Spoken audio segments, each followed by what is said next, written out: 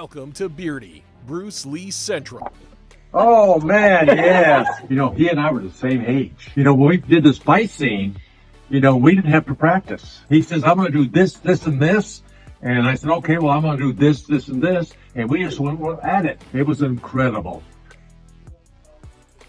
Hey everybody, it's Birdie here. What's going on, guys? Okay, so good old Chuck Norris. We all know him. We all love him.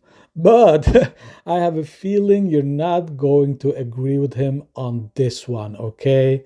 So good old Chuck has a bizarre theory concerning Bruce Lee's death. So let's take a listen to what Chuck Norris has to say about Bruce Lee and Bruce Lee's death. Suspect foul play, Jim? I don't know. I can't even speculate what the situation is. Sitting down. I said, oh, wow, and because I'd never met him. I'd seen him, doing his stuff. And anyway, we kind of nodded at each other. And then I fought and won the championship. And Bruce Lee goes like this here. So I go down there and get off, and we start talking. And he says, don't you live in LA? I says, yes. He says, I do too. So why don't we start training together? I said, okay. So Bruce and I worked out for 2 years together. He taught me a lot of his Chinese techniques, and I showed him a lot of our techniques of kicks and all the stuff here. He believed in only kicking below the waist. And I said, well, that's good, Bruce. He said, you should be able to kick anywhere. You should be able to put that foot anywhere. And so, so we trained together for 2 years, and he got, as you could tell, he got really good at it. and anyway, and then finally he gives me a call, and he says, I'm leaving for Hong Kong to do a movie. And I said, oh, that's great. Well, good luck. So I don't hear from Bruce for 2 years. And then out of the blue, he gives me a call. He says, I've done 2 movies in Hong Kong, and they're really successful. He says, I want to do a movie now with a fight scene that's never been done before, and I want you to be my opponent.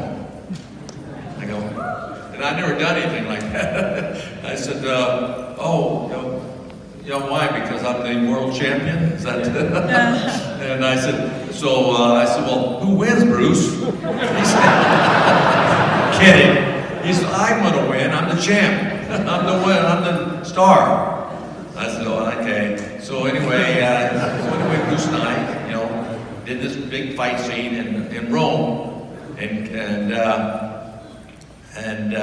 it was really, because Bruce and I worked out for 2 years together, so we knew each other very, very well. I knew everything that he wants to do, and he knows everything that I like to do.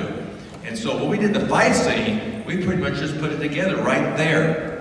And anyway, we did the fight scene, and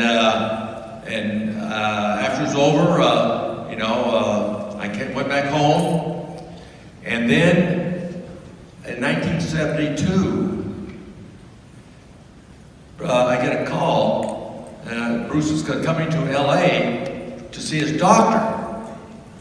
And he says, so he says, let's have lunch. So we do. We have lunch, and he says, I'm going to see the doctor, and because I've got some problems. I'm getting dizzy and passing out. So I want to find out what it is.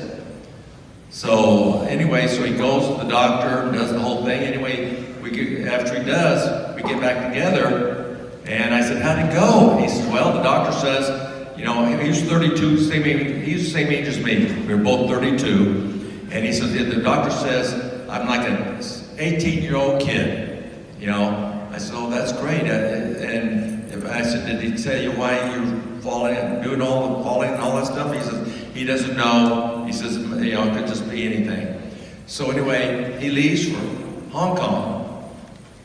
And a few months later, he passes away. And I was shocked. Anyway, when they went to Seattle, just laying there, and we all went up, me and a lot of friends that, Bruce's, went up there for the when he died. And Linda, his wife, decided to move back to California, and he found a home about maybe a half block from my house, so I could spend time with Brandon, the boy. And I did. I spent a lot of time with him, you know, telling him about his dad and you know, all this stuff here. And then, of course, he became a champion, star himself. And then, unfortunately, he wound up passing away. But the thing is that Bruce was an incredible guy, and this is, you know, and this time I spent with him going through this whole thing here was something that I will never forget about. And so this is about Bruce Lee. When I was having dinner with Chuck, I did ask him, I said, if you and Bruce were in a real fight to the death, who would win? And he said, without thinking, he said, Bruce, of course. Right. Nobody could beat him. Okay, so the voice you just heard was the voice of John Ben, the boss from Way of the Dragon. Now, this was a secret recording. He wasn't aware that he was being recorded. So he sat down with Chuck Norris and he asked Chuck Norris, who would win in a real fight between you and Bruce Lee? And Chuck said that Bruce Lee would win that fight. Now, if you ask Chuck Norris today, he would never, ever admit that Bruce Lee would beat him in a fight. Chuck has done hundreds of interviews and he never, ever, ever admits that Bruce Lee would beat him in a real fight. Why? Well, I just don't know. I just don't know. So John Ben and I talked together actually years ago. We had a phone call and I just wanted to get his impressions of Bruce Lee. And he told me that he used to vacation with Bruce Lee. And all of the time that they would hang out together, Bruce Lee would talk about martial arts, and it was only martial arts. He was only thinking about training, exercise, and martial arts. And he also said that Bruce Lee was the fastest and strongest guy he had ever seen. Now, John Ben is 6'4". He's a huge guy, a big guy, and Bruce Lee would push him around like he was nothing.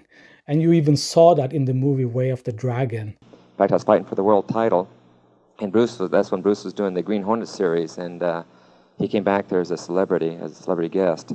And after I won the title, the promoter introduced me to Bruce, and so we started talking about our philosophies in the martial arts and so forth. And anyway, we were both staying at the same hotel, the Americana in New York, and we started walking over to the hotel. As we got going up the elevator, I remember Bruce was staying on the 7th floor, and I was on the 9th. As we got to his floor, we were really getting pretty involved into our conversation. So instead of me going up, I stepped out in the hallway with him, and this is like 11:30 at night, and we started working out in the hallway. And next time I looked at my watch, it was 7 o'clock the next morning, and it was amazing because the guy he had so much knowledge and, as you know, on the screen, ability, that it seemed like an hour had gone by as far as us working out and exchanging ideas.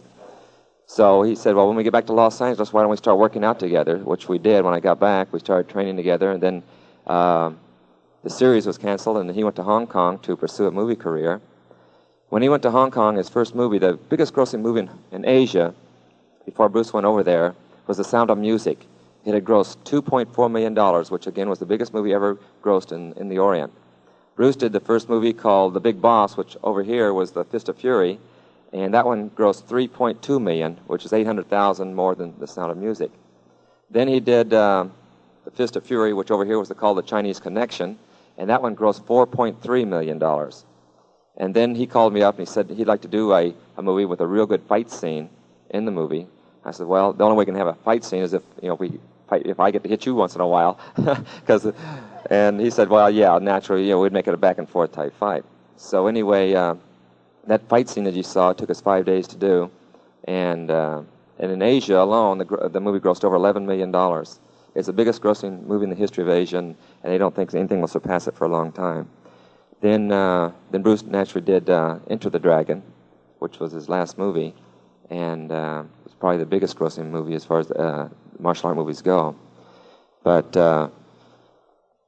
Bruce was 32 years old. Let me explain something about his death too, because there's, I guess, so many rumors that are going about how he passed away and so forth, about touch of death and drugs and so forth. And so I'd like to clarify that before we go on with the demonstration.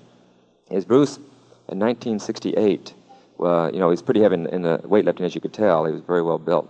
And he was lifting weights one night with 𝘾𝙚𝙣𝙪, who was a student of his when he was in Los Angeles, playing at UCLA.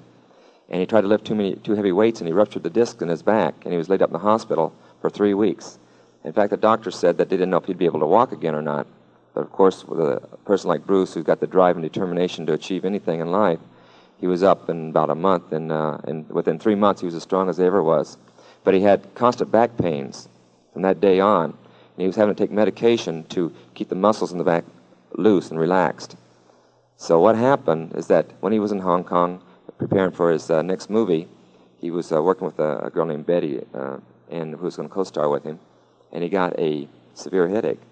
So Betty gave him some antibiotics for the headache, and with the medication he had taken for his back and the medication he had taken for his headache, they reacted to each other and made his brain swell up, and it created an aneurysm, or ruptured blood cells in his brain, and that's actually what happened. So if anyone asks you what happened, you can tell them the true story.